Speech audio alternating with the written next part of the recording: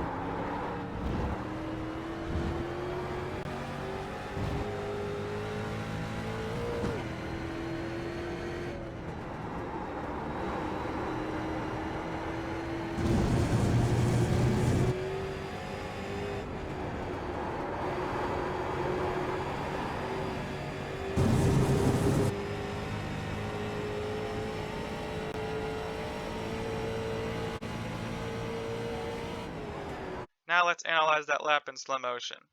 So as we're starting our lap here, revving out the car in fourth gear, looking at the left-hand side of the track for our brake marker, we're going to be braking just past this 4 sign. So as we get alongside the 4 sign, braking at around 90% brake pressure, and then trailing off as we get into the corner. We should be about 50% brake pressure by the time we get into this curb. Late, late downshift here into third gear, and then we're going to be riding up the track here to try to get like a double apex for this corner. So apexing early on at that curb, riding up to the middle of the track or so, partial throttle just to maintain the line, small brake at the middle of the corner, and then maintenance throttle just to be able to hug the apex through the second corner.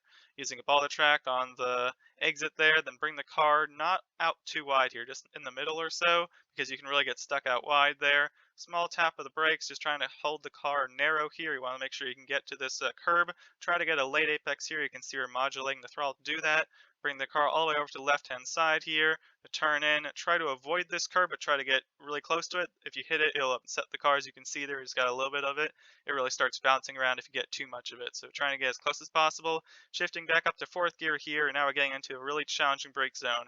So as you see on the left-hand side, there's all this grass. We're trying to find a brake marker here, and I'm using this really hard to see thing, but you can see that just over to the left here there's grass, but the grass doesn't actually go all the way up to this white line here. There's actually like a little bit of asphalt past that white line, but eventually it turns into grass right up to the line.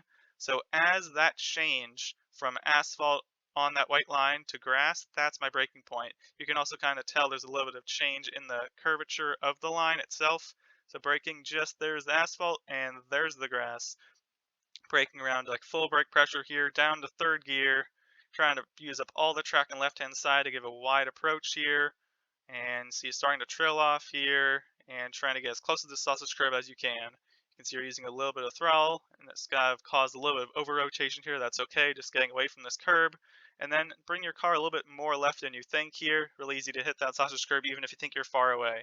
So up the hill here, now shifting up to fourth gear on exit.